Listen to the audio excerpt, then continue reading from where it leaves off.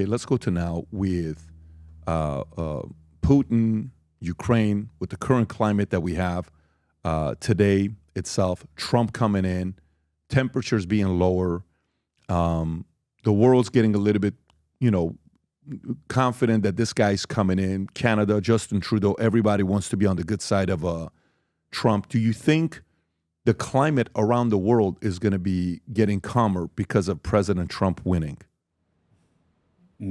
Of course.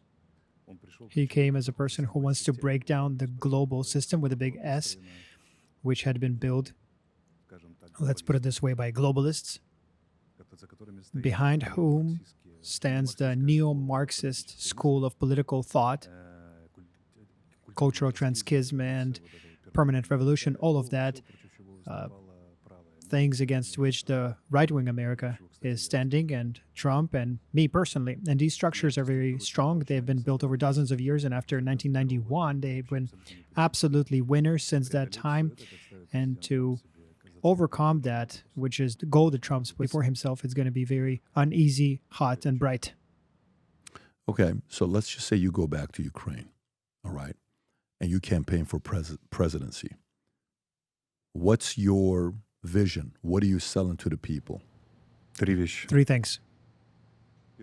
First, in external policy, creating a system of collective security in Europe, Eastern Europe, considering real interest of Belarus, Russia, and Ukraine, and all of the countries, in order so that the war between Russia and Ukraine could not repeat itself.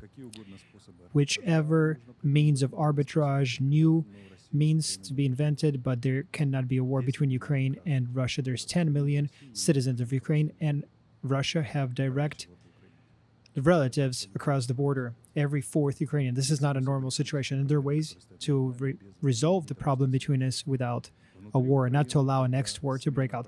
Within Ukraine, inside, it would be changing the project from a nationalistic to a worldwide state with wide views where the people's human rights are defended, their rights to go to the church they want, to speak the language they want, so that there's no persecution against people based on ethnic or religious, which unfortunately is not happening in Ukraine currently, basically so that the constitution is being followed in Ukraine. And the third, it would be new industrialization of Ukraine and a change in direction of their development. We did a huge mistake. In 1991, we began as a major industrial power in Europe.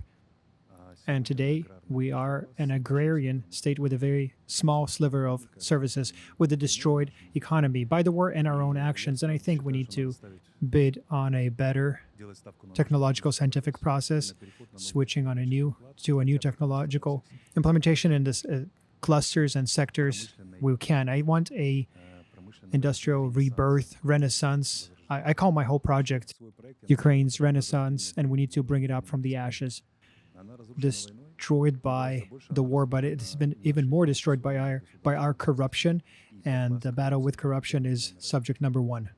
Would you pursue a relationship with NATO, or would your campaign be to not have any interest in wanting to join NATO? No, I think that Ukraine needs to remain as a neutral country, because one of the main reasons of this war with Russia was our desire and aspiration to join NATO officially, and flirting with NATO, who would be always promising and not even intending to ever receive us, but forever just irritating Putin. According to the Articles of Independence, Declaration of Independence of Ukraine, we are a neutral country, and we were recognized in 1991 as a neutral state.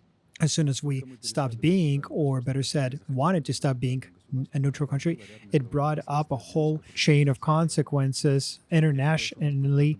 And I believe we need to be a part of the collective West mentally, maybe perhaps not a very developed country. We still need to learn a lot of things, but we need to have a special relationship with Europe, NATO, United States, but we cannot join, because on this stage, it means a third war with Russia, which we will not be able to bear. Okay. So what makes you think the NATO and the West would want a candidate like you? Why would they want somebody like you? Because for us, the price of joining NATO is the war with Russia, and for NATO, the price of receiving Ukraine is the war with Russia. But you remember what they did. I mean, think about what they did to Putin when Putin had all these NGOs of people being funded to protest outside You know what they're going to do in your country if you go out there and you talk like this? You think they're going to let somebody like you win and saying you have no interest of being with NATO? Yes, I think we will win. I will win. Really? Да. Yes. Really? Who will want you? Think about world leaders. Who would want a leader like you being replacing Zelenskyy? Would the West want you? Я не знаю. I do not know. Would Russia want you? Possibly for Russia would be one the most comfortable negotiator, because I'm the only Ukrainian politic who says that Russia has some real interest as a country, regardless of the last name of their president, Putin, Navalny, or Ivanov. I recognize them. I'm a real politic. Russia as a state, regardless of who the president is, has real interest, and you cannot not consider them. We have 3,000 kilometers of land and sea border that we share. We're neighbors. We were part of the same state. We grew up from the same root, and we are predestined to live together. We need normal relationship with Russia, normal, that are regulated so that the war cannot repeat. And the key irritant for Russia is joining NATO. And it doesn't matter if it's Putin or any other president. It doesn't matter the last name of their leader. It's Russia's interest. And moreover, I know for sure that NATO does not even intend to receive us. They're just teasing us about receiving, but they will never let us join. It has been confirmed with You don't think so? by the leaders. Я абсолютно думаю. Absolutely. They talked about it last year, 2023, in July, that they wanted to accelerate your membership to NATO. Да. Yes. И ничего- и And in this year, they many times, multiple times, confirmed on highest levels that someday, sometime, Ukraine will join, but not now. You see, NATO and the United States has a status. There are 5 countries with that status, a special close member, but not in NATO. It's Israel, South Korea, Australia, Jordan, and one other country. We can receive that status, but the basis of regional security is the main thing. First of all, requiring good relationships with all the neighbors. Russia, Belarus, we went too far and we got a full-scale war. We need to reestablish, recover these relationships, at least some level of relationship, including Russia. And without considering their real interest, it's impossible to do, because the real interest of Ukraine is having good relationships with all the neighbors. Who else would want you? Who from the outside Ukraine, leaders? outside of Ukraine, external. Look, I don't know how they're going to react to my program, to my offer, what other political leaders are going to say, and political powers altogether, but I have a very clear proposal. We cannot allow a war in Europe, and we need to create a system that will allow to resolve current disagreements without a war. I think that's my offer. I think it's reasonable. Okay. How are you going to manage the NGOs that are going to do propaganda and talk about how you're a Putin puppet? And because that's what they're going to say. Yes, they're saying this now already. I know, but how are you going to handle those NGOs? How are you going to handle those people that the people that are funding protesting propaganda to paint a picture of who you are? After my victory or before, during the campaigning? While you're campaigning. I will be maximum honest and precise. And Ukrainian nation will decide.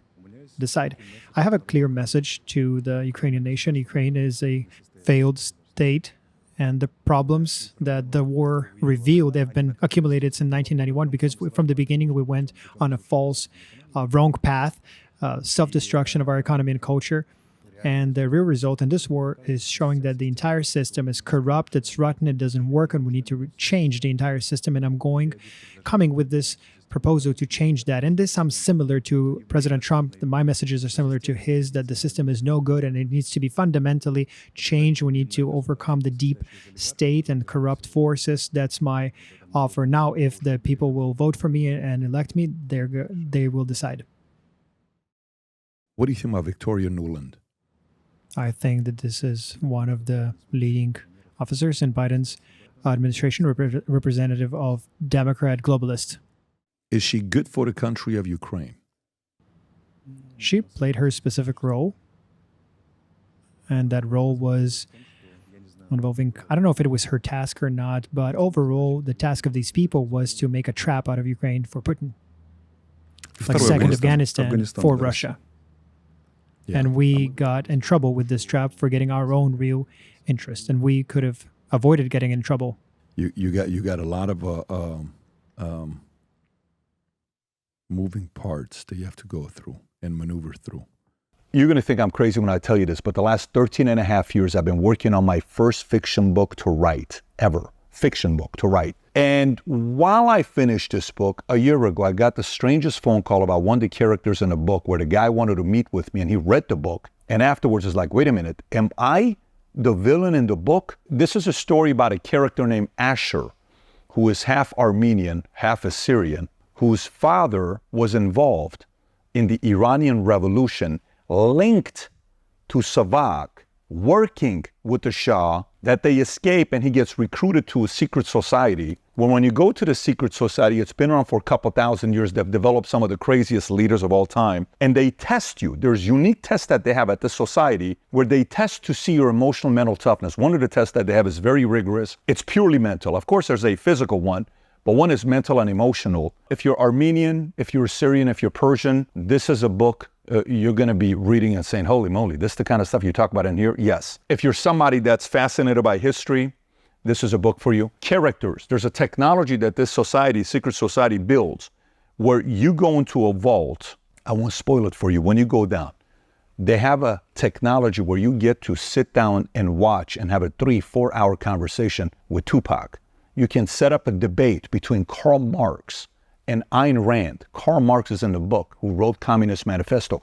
Ayn Rand, who wrote Atlas Shrugged, is in the book. Marilyn Monroe explains the concept of seduction and sex in the book. When you read the book, it's about development of the next leaders in the world and how they do it and how they've been doing it for many years. And it's also about how to prevent the end of civilization and how this organization goes about doing it. So, I've never written a parenting book before, but if I ever wrote a parenting book, this is the closest thing to it because it's all mindset, a lot of crazy stories. Again, 13 and a half years. Trust me, I told myself I will not publish this book until I sell my insurance company and I'm fully disconnected from it, where it's no longer my responsibility 100%. When you read this, if you're a creative person, if you like fiction books, if you enjoyed Atlas Shrugged, or if you enjoy Divergent, if you like books like that, I think you're going to enjoy reading this book. It's the creative side.